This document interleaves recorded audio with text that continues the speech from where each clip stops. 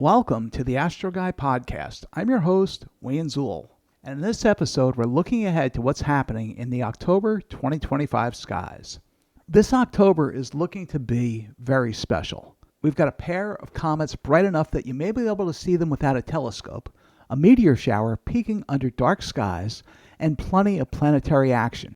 We'll also highlight our lunar feature of the month, take a deep sky tour of Pegasus, and share some exciting space news. October evenings are some of the finest of the year for stargazing. The air turns crisp and steady, the nights grow longer, and constellations like Pegasus and Andromeda climb high overhead. It's the perfect backdrop for observing everything from bright planets to distant galaxies. So let's get started with this month's Planetary Roundup.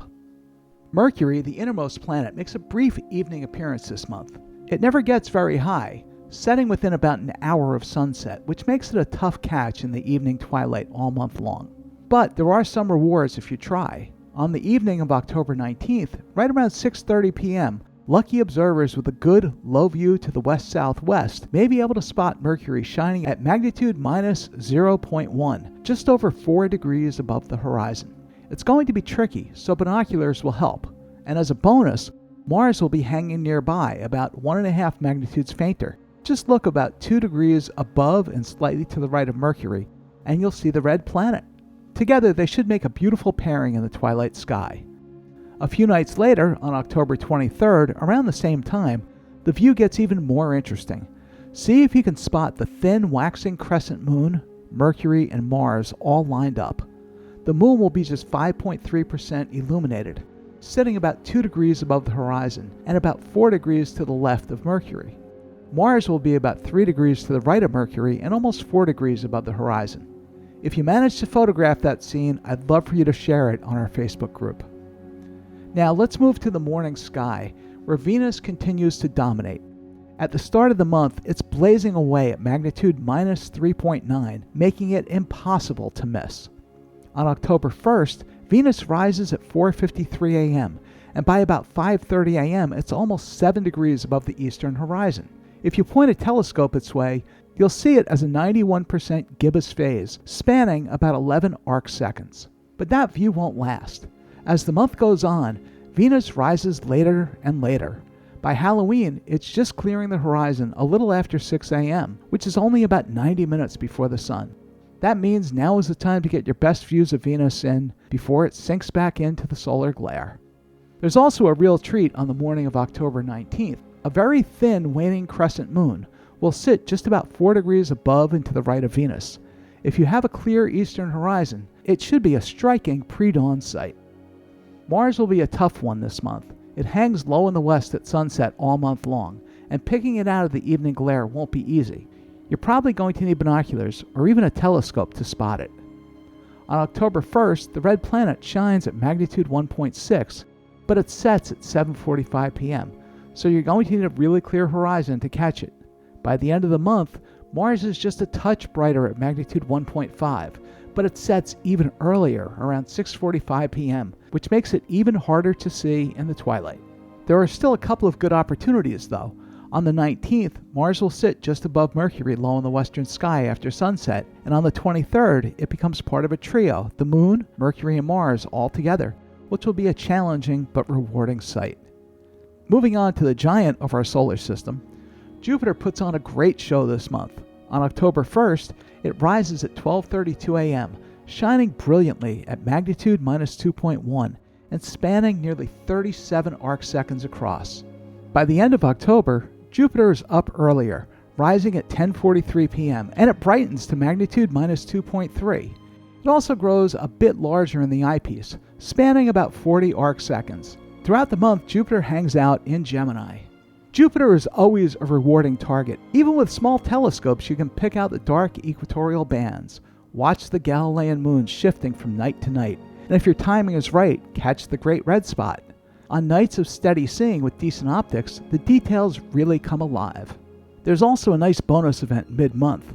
On the morning of the 14th, the waning crescent moon will appear about 5.5 degrees to the left of Jupiter. It should be a lovely naked eye sight, and through low-power binoculars, it will look especially beautiful. Saturn is the real standout in October's evening skies. As the month begins, it's shining at magnitude 0.6 and spanning about 45 arcseconds with the rings, and it rises just after 6:15 p.m. before the sun even sets, as it's now past opposition. By mid-month, Saturn reaches the meridian around 11 p.m., which is the best time to view it, when it's highest in the sky. By the end of October, it rises earlier, around 4:15 p.m., and transits the meridian near 10 p.m. It will have faded just slightly to magnitude 0.7, but still holds its place as one of the most eye-catching sights in the autumn sky. Now, while you can spot Saturn with binoculars, it will mostly just look like a bright star. You might detect the rings, but right now they're nearly edge-on and are best appreciated through a telescope. Even a small scope under steady conditions will reveal not only the rings, but also its largest moon, Titan, and perhaps a couple of smaller moons nearby. On the night of October 5th going into the 6th, observers in the Americas will be able to watch Titan and its shadow transiting the northern hemisphere of Saturn. I have to thank Greg Shanos for informing me about this event. This year there have been 16 transits of Titan that we were able to see, and Greg was able to image nearly all of them, compiling some amazing images and animations. In a future episode, Greg will be on the show to speak about how he did this. I promise it will be fun. If you want to watch, Titan begins its transit at 1:25 UT, and about 3 hours later, its shadow will become visible. Titan ends its transit at 6:44 UT, while the shadow leaves the planet just 2 minutes earlier. Since the planet reached opposition last month, the shadow will be close to the moon, making for an interesting sight to see. On the same evening, the nearly full waxing gibbous moon will sit about 2 degrees above Saturn. It'll make for a beautiful pairing, both to the naked eye and through binoculars. Uranus spends the entire month of October in Taurus, sitting just 4 degrees south of the Pleiades. It glows faintly at magnitude 5.7, which puts it right on the edge of naked eye visibility from a dark sky site. On October 1st, Uranus rises just before 9 p.m. and appears as a tiny bluish disk, only 3.7 arcseconds across.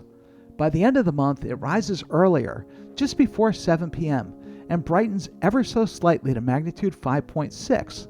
While it's possible to catch it without optical aid under excellent skies, binoculars or a telescope will really help pin it down. Neptune also lingers in the evening sky, and this month it has a very handy marker. It stays just 3 to 4 degrees away from Saturn all October, which makes finding it a bit easier. The planet shines at magnitude 7.7, far too dim to see without optical aid, and spans a little more than 2 arcseconds across. Through a telescope at higher magnification, it appears as a small bluish dot. Spotting Neptune can be challenging, but here's the trick. Once you've got Saturn in view, use a good star chart or an atlas to star hop your way over. With patience and careful observing, you'll be rewarded with a view of the most distant planet in our solar system. Moving on, there's quite a bit of news in the world of astronomy. First, we have a decent meteor shower to look forward to this month with the Orion meteor shower, which peaks on the night of October 1st into the 22nd. The Orionids come from debris left by Halley's Comet and typically produce about 15 to 20 meteors per hour under dark skies. This year, the new moon coincides with the peak, giving us excellent conditions. To see them, head outside after midnight, face southeast, and let your eyes adjust. Meteors will appear to radiate from Orion, but can streak across the entire sky. Bring a chair or a blanket to sit on and dress warmly.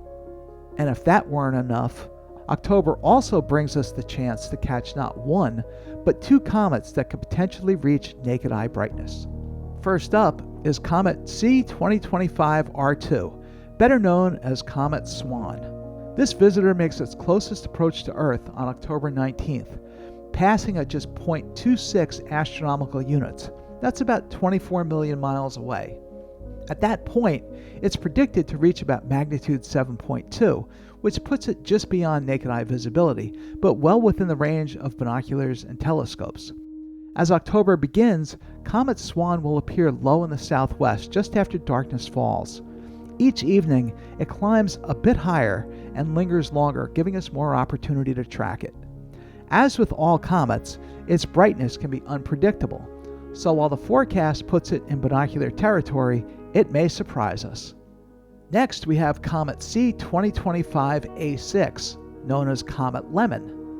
Even though it was only discovered earlier this year, orbital studies show it's actually a very old comet, one that has circled the Sun many times before. Lemmon makes its closest approach to Earth on October 21st at a distance of just over 55 million miles. Just a few days later, it'll reach perihelion, its closest point to the Sun, which could dramatically affect its brightness. The tricky part here is prediction.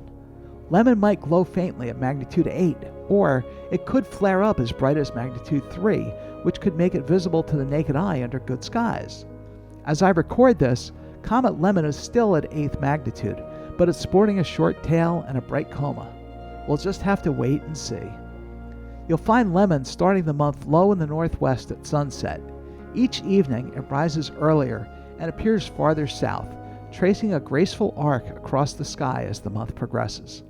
For both comets, I'll leave a link in the show notes to one of the best online resources for up-to-date comet finder charts and predictions. If you've never tried observing a comet before, this month could be a great chance to start.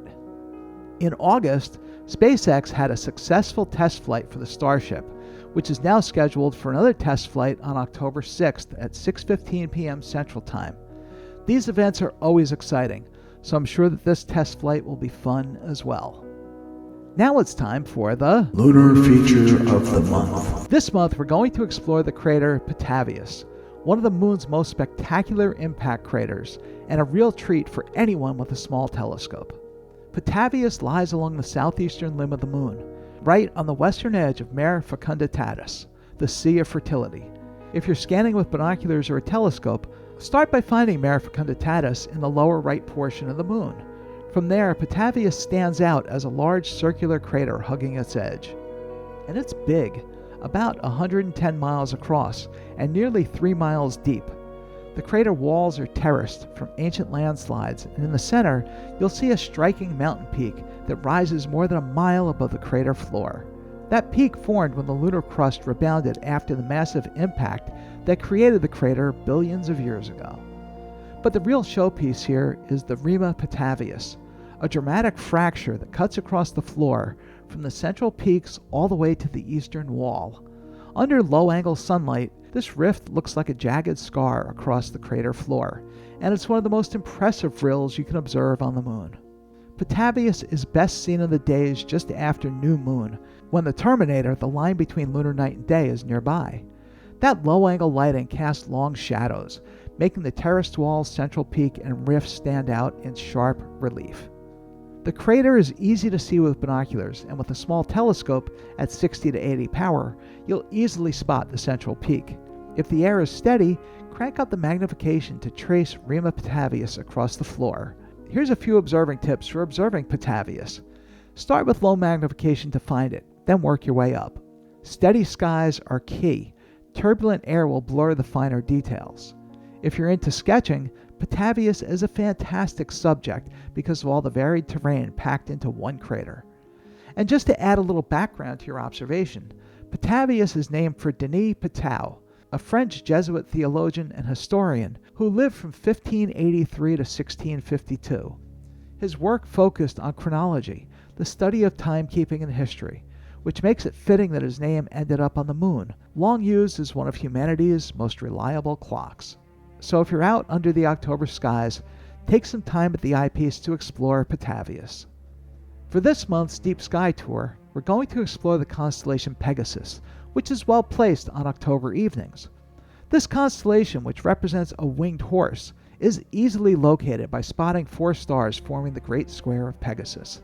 It's a large constellation, spanning across more than 45 degrees of sky, and it's rich in galaxies. But before we dive deeper into Pegasus, let's take a moment to talk about its brightest star, Enif, also known as Epsilon Pegasi.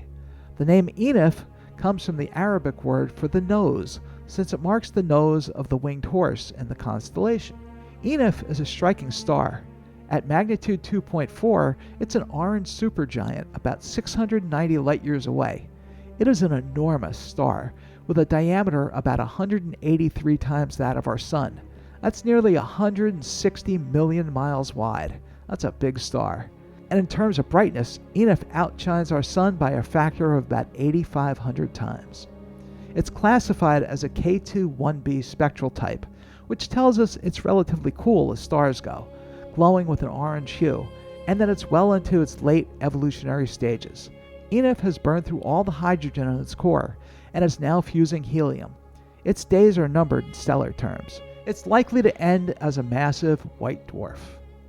Enif is also a double star, with a magnitude 8.39 companion that lies just under 2.5 arc-minutes away from the brighter star.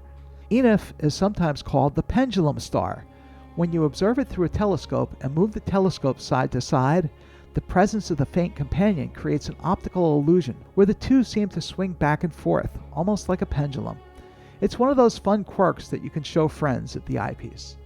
Enif also has a bit of a reputation for unpredictability. There have been historical accounts of sudden, dramatic brightening events, possibly caused by massive stellar flares. They don't happen often, but they've kept observers on their toes. Another fun star to observe in Pegasus is Algenib, also known as Gamma Pegasi. Shining at magnitude 2.8, it marks the lower left corner of the Great Square of Pegasus. The name Algenib comes from the Arabic word for the side, which is fitting given its position in the figure of the winged horse. This star lies about 470 light-years away from us, and is classified as a B24 supergiant, with nearly 9 times the mass of the Sun and a radius about 5 times larger. Algenib is a young but massive star. Its surface temperature is an intense 21,500 degrees Kelvin, giving it that unmistakable blue-white glow. It's also nearly 6,000 times more luminous than our Sun. Algenib is also a beta Cephei variable star. That means its brightness changes slightly as the star's gases expand and contract in rhythmic pulsations, a kind of stellar heartbeat that we can detect even across hundreds of light-years. As one of the 4 stars that form the Great Square, Algenib plays an important role in the autumn skies. The Great Square itself, which is made up of Algenib, Markab, Shiat, and Alpheratz, is often used as a guidepost to locate other constellations in the fall sky. For observers today, Algenib is easy to spot. Simply look for the Great Square of Pegasus in the eastern evening sky during October and find the star marking its lower left corner. Are you able to see the color difference between Enif and Algenib? If so, let me know. Moving on to classic deep sky objects, let's explore the bright globular cluster Messier 15, also known as M15 or NGC 7078. It's one of the finest globular clusters in the northern sky. Located about 35,700 light-years away, it's home to more than 100,000 stars, packed into a sphere roughly 175 light-years across. With an estimated age of around 12.5 billion years, M15 is among the oldest known globular clusters in our galaxy. One of the true highlights of M15 is that it hosts SWAN, the first planetary nebula ever discovered inside a globular cluster back in 1928. Only 3 others have been found in all the globulars we know, making SWAN a true rarity. For observers, M15 is a rewarding target. At magnitude 6.2 and spanning 18 arc-minutes, it appears as a fuzzy object in binoculars. A small telescope will reveal a bright condensed core, surrounded by a soft halo. With my 8-inch Dobsonian, I can begin to resolve individual stars around the edges. The brightest of these are about magnitude 12. Under steady skies, the cluster's dense, grainy texture is unmistakable. Finding it is really easy. Start with Enif and sweep about 4 degrees west-northwest, and you'll spot M15. As I stated earlier, Pegasus is rich in galaxies, although most of them aren't very bright. The brightest galaxy in Pegasus is NGC 7331, also known as Caldwell 30. This is a beautiful spiral galaxy, lying about 44 million light-years away. It was discovered by William Herschel back in 1784. At first glance, NGC 7331 looks a lot like our own Milky Way, roughly the same size and shape, with sweeping spiral arms and a bright central bulge. That resemblance earned it the nickname of the Milky Way's twin, but astronomers later discovered an important difference. Our galaxy is a barred spiral, with a distinct bar of stars crossing its nucleus, while NGC 7331 is unbarred. And there's something even stranger. In most galaxies, the central bulge of stars rotates in the same direction as the disk, but in NGC 7331 it doesn't. The bulge actually rotates the opposite way. That counter-rotation hints at a complex history, possibly the result of past mergers or interactions with other galaxies. If you look at images of NGC 7331, you'll notice that its disk looks slightly lopsided, with one side stretching farther from the core than the other. For observers, this galaxy is a rewarding challenge. At magnitude 9.4 and measuring 10.5 by 3.7 arc minutes, it's just within reach of binoculars under excellent skies. I've seen it from Vermont with my 15 by 70 binoculars, but it really shows its beauty through a telescope. In my 70mm refractor from a dark location, the galaxy appears as a faint, elongated patch of light with a brighter central core. In my 8-inch Dob from a dark site, the galaxy shows more structure, with the halo of the galaxy stretching out from the core. And here's a bonus. NGC 7331 sits in front of a striking line of smaller, more distant galaxies that's often called the Deer Lick group. These background galaxies are much farther away, but they add to the view, making this field one of the most visited spots in Pegasus. To locate NGC 7331, start at magnitude 2.4 Schiat, the star marking the upper right corner of the Great Square, and sweep 6 degrees west-northwest to magnitude 2.9 Matar. Then follow that line another 1.5 degrees to a magnitude 7.5 star, then sweep north about 3.5 degrees, and you'll spot the galaxy. Our next object is a multiple object, but it's also a bit of a challenge, especially for smaller telescopes. Located just 30 arc minutes west-southwest of NGC 7331 lies the famous galaxy group known as Stephan's Quintet, a tight grouping of 5 galaxies packed together in one small field of view. This striking collection was discovered back in 1877 by Edouard Stephan at the Marseille Observatory in France, and it's famous for being the very first compact galaxy group ever identified. The galaxies are faint, ranging from magnitude 13.9 to magnitude 16.7. I've observed them several times in a 10-inch Dob as well as in an 18-inch Dob. In the 18, 4 of the galaxies were easy to see, while NGC 7320, the faintest of the 5, was seen with averted vision. Now here's where it gets interesting. Although in pictures we see 5 galaxies close together, only 4 of them are actually part of the same physical group. The odd one out is NGC 7320c, which is much closer to us than the others, and may actually be a member of its neighbor, the Deer Lick group. The 4 true members form Hickson Compact Group 92, and they're locked in a slow-motion gravitational dance that will eventually end in a merger. Radio observations back in the 1970s revealed a strange filament of gas stretching between the galaxies, and later studies showed it glowing faintly in visible light. More recent space telescope data suggests that this is actually the aftermath of a shock wave created as one galaxy, NGC 7318b, plunges into the group at millions of kilometers per hour.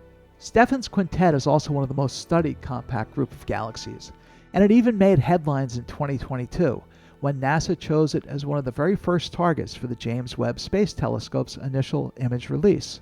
That spectacular view revealed incredible detail, bursts of star formation, tendrils of gas being stripped from galaxies, and evidence of massive gravitational interactions. For observers, Stephan's Quintet is faint but rewarding. I hope that you'll give it a try.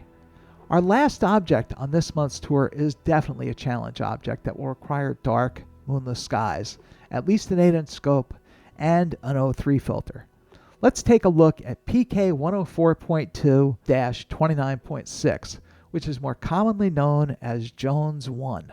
This is a planetary nebula discovered in 1941 by astronomer Rebecca Jones, one of the earliest women to have a planetary nebula named after her. That in itself makes it notable, since most of the bright classic planetaries were cataloged long before the 20th century.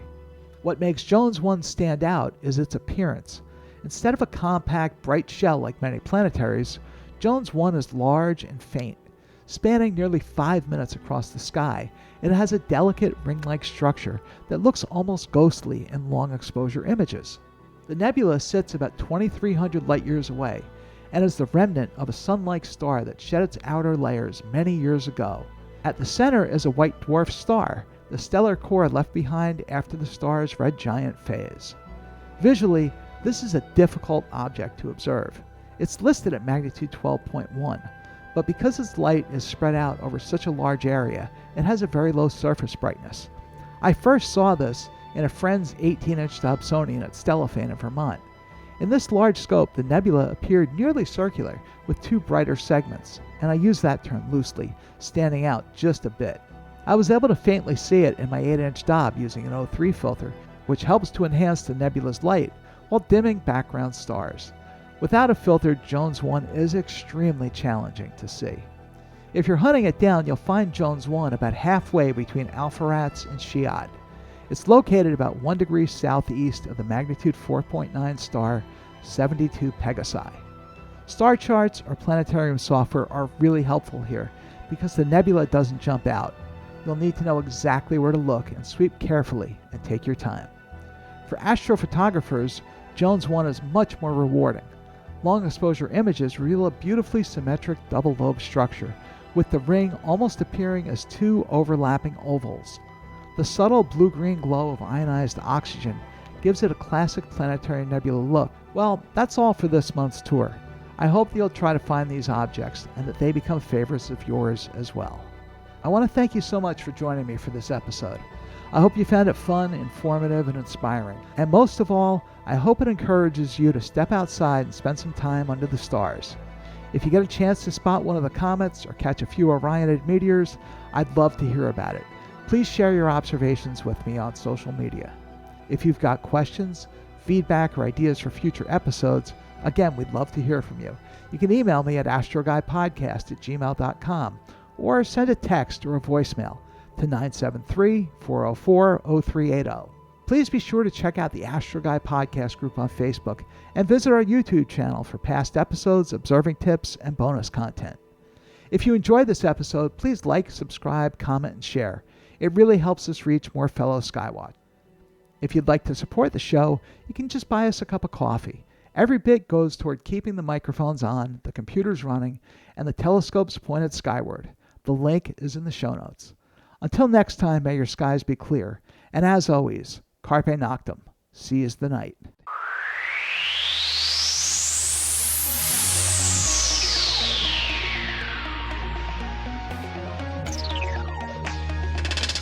I'm Wayne Zool, and this was the AstroGuy Podcast.